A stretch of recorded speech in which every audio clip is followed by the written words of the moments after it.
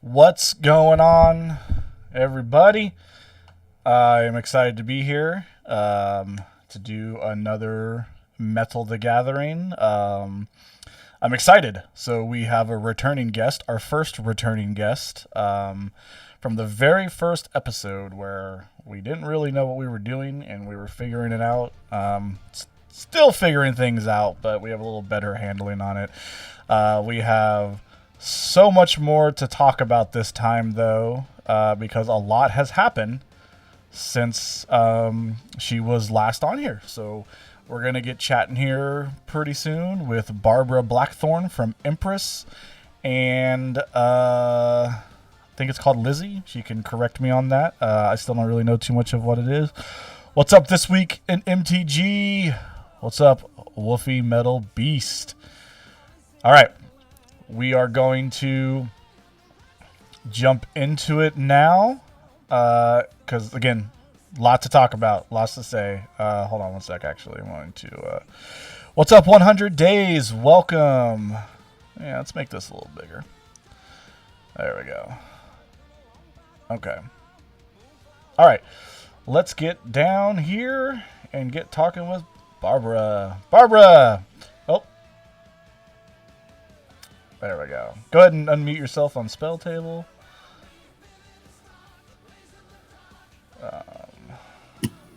Hi, can you hear me? Yeah, how are you? Good, how are you? Good. Welcome back. So you are as I was saying, you are my first returning guest for Metal the Gathering, so I'm excited. But yeah, like I was saying, there's so much more this time around for us to talk about. You've had so much happen since the first episode. So Yeah, totally. No, it's so good to be back. yeah, right. Let's start with today. So you had a rehearsal today for Empress, I believe. That's what the drum kit looked like. Yes. Okay. Yes. Is there a show coming up, or were you guys just getting together and rehearsing to rehearse? Yeah, yeah, part of it was just rehearsal, but we do have some, per usual, there's always like top secret stuff that I can't talk about going on in the Empress camp. But Yeah. we have some cool shows coming up that haven't been announced just yet that we're super stoked to announce pretty soon. Nice. All right. The band and their secrets. That's fine. But a lot of these we can talk about today, which I'm excited about. And then another thing as well, you're working in a musical, right? Yeah. It's called Lizzie? Yes. Yeah, tell us a bit about that. What is that? I actually don't really know much about it other than you're in it. Yeah. So it is a rock musical based on Lizzie Borden. And Okay. Honestly, it's one of those things where the premise might sound kind of funny on paper, but the music is legitimately awesome. It's very 90s angry girl rock. And it's a play that's basically about four women. And we kind of, sing throughout the whole play. It's, again, just the four of us. We do play with a band. And it's a really cool experience. Like, I'm super excited for people to see it. Awesome. Oh, so there's only four characters. Okay. Yep. And who do you play? I play Alice Russell, which is the love interest in the play. Very cool. Okay, so it hasn't actually gone live yet, you're saying? It sounds like you're still in kind of preparations, or have you performed it so far yet? Yeah, no, we are still in preparation. It's actually for a charity for Birdsboro Community Theater out in Birdsboro. It'll be done at a brewery, Tuned Up Brewing, October 21st through the 23rd. And so it's only going to be going for 3 nights, limited run, and it'll be like the unofficial kickoff to their season. Gotcha. Okay. And you're playing the whole thing, I imagine, right? Yes. How I'll many? be there all 3 nights. So just 3 nights. That's what I was going to ask. Is how long is it going? Yeah, just the 3. Okay. Very cool. Well, that's exciting. I imagine it's going to be near you, so probably no California dates for this thing, but that's fine. Yeah. So let's talk about Fate Weaver, which we couldn't talk about last time. But how have things been since you're finally able to get this album out? From the little I've seen, the reception seems really well, but you would know better than I, you know? Yeah, no, thanks. The reception has been super positive. Honestly, I keep using the word overwhelming because I don't know what else to call it. Everyone's, been so kind. The community has welcomed us with open arms, and we've gotten nothing but just wonderful feedback and wonderful words being shared with us. And yeah, I'm just super overwhelmed because, as you know, we had to keep it secret for so long. And the more you keep something like that quiet, I think the easier it is to get in your head and be like, I hope people like this as much as I do. Oh yeah. So yeah, it's been super awesome to put it out there and have people, respond to it the way that they've been. Trust me, I get it. I am the like if anything of my stuff ever leaked, I'm probably the one responsible because I have a very hard time not because like the album's usually done way before it comes out, so you're just sitting on it. Uh, so Yeah. I'm very and it's like that you want that kind of feedback right away because like you said you get in your head. So I'm very bad about hey you want to hear my album? I know it's not out yet, so good job on not doing that. But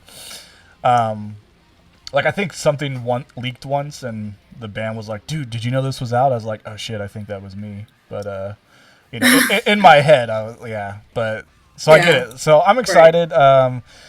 The album's very cool. One thing for me, like I always love to ask this because as a fellow musician, band, songwriter, whatever, these things always interest me because I always love to get in the mindset of the artist. But I'm always curious about the album art. So the album's called Fate Weaver, and the album has sort of what would you call her? Like a knight looking woman, a Mhm. soldier. What's the story behind this? What's going on with the just what's going on with it? What's Fate Weaver? What's the al- What's who is she? I guess what is it? What's the album art? You know. Yeah. So the album art was actually kind of the whole album art direction was taken on by Joseph, our guitarist, and he kind of took different themes from throughout the album. There's like a bunch of little symbols and things that made their way onto that album cover from different lyrics, different feelings that like the songs gave him, and then the artist Ninian Hugh that he worked with. Um, and yeah, so I feel like he did a great job of personifying to me like what Fate Weaver is, what who the Fate Weaver would look like.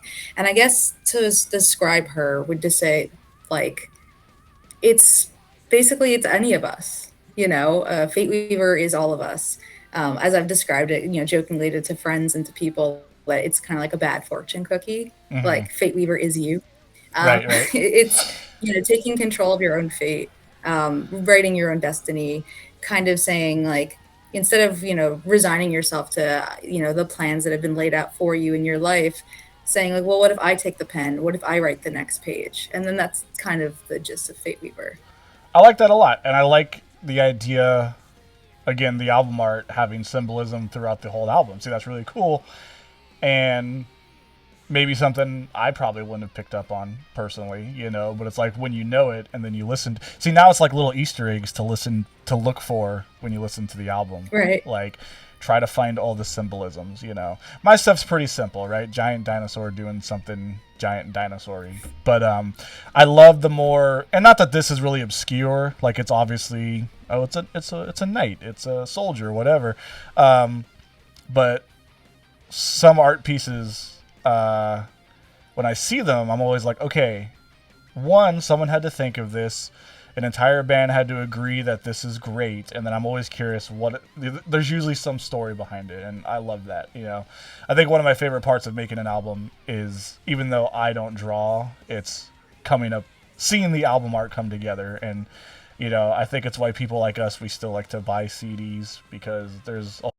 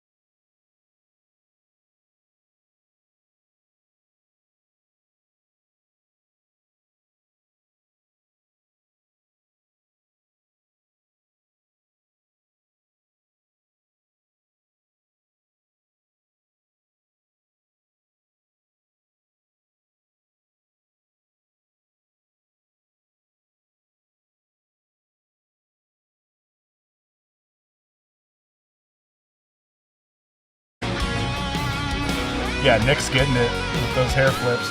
And he looks like he's got some heavy hair. Yeah.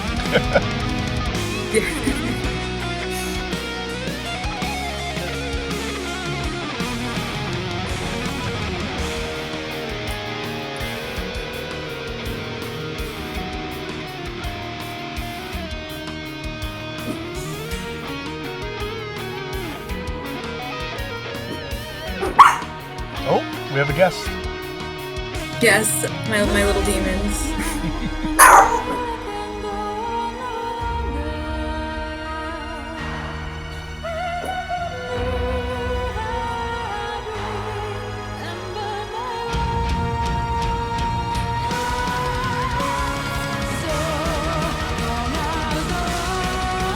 I actually lost that glove. The glove? Recently.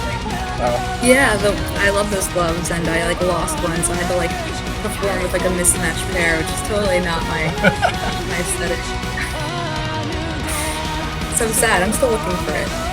If anyone finds a glove, please return. Yes. Yeah.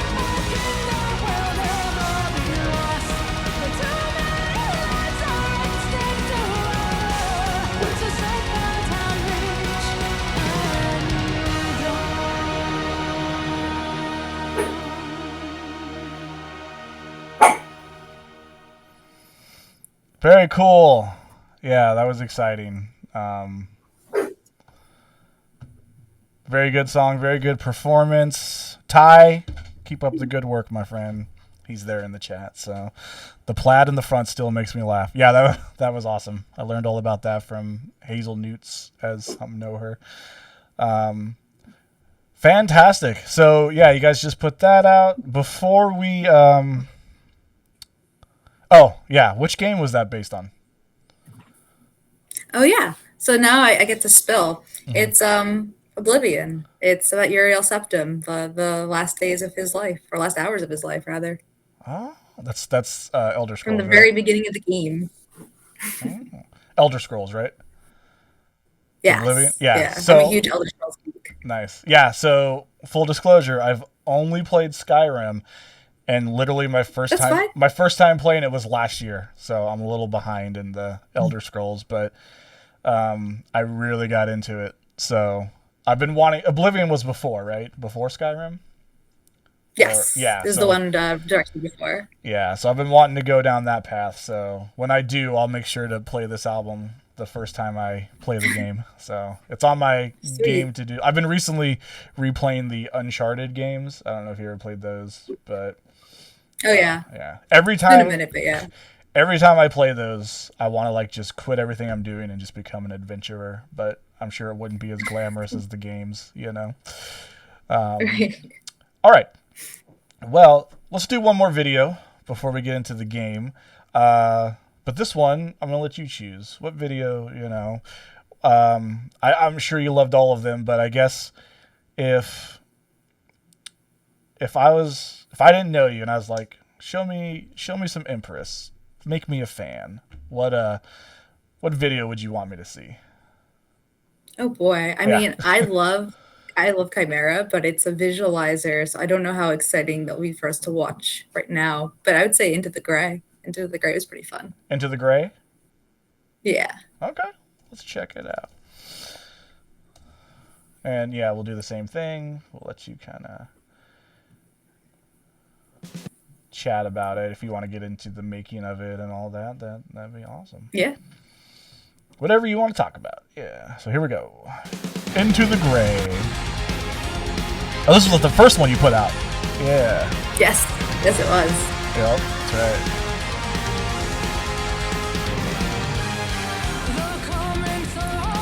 So those shots, like all those forced shots that we did, those were actually all done like, I don't know, 6 months before those performance shots in the video. Oh, really? And it was freezing.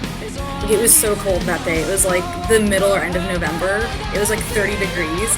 And I'm just like singing in this corset and trying to not look like I'm just like teeth chattering, like just absolutely freezing. Right. And we like, anytime we finish a shot, literally we had like the guys off to the side of the camera throwing like 2 blankets on me and like. And it's just you, right, in those shots?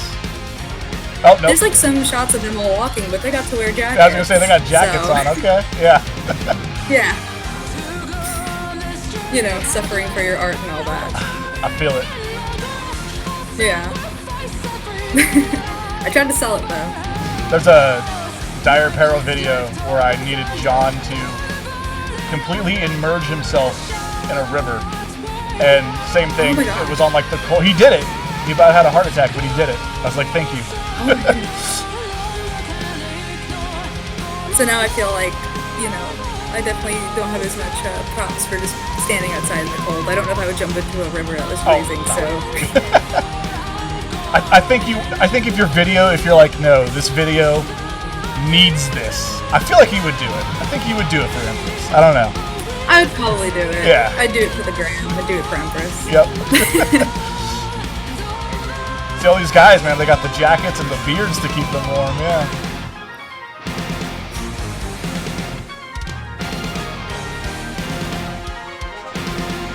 And it's cool, the room that we shot these performance shots in, because, you know, everything we do ourselves.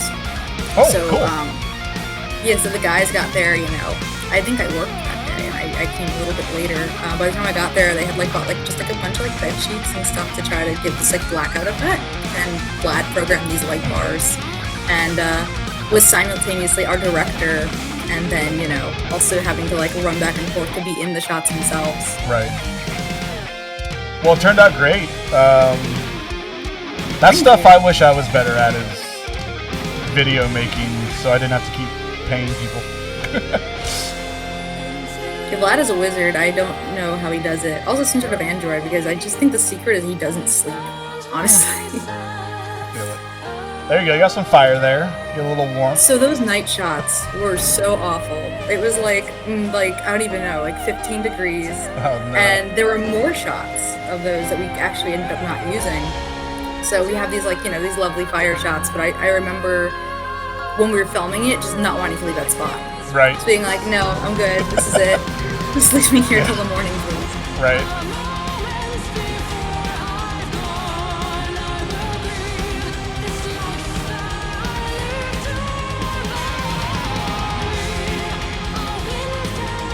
What's up, Newts?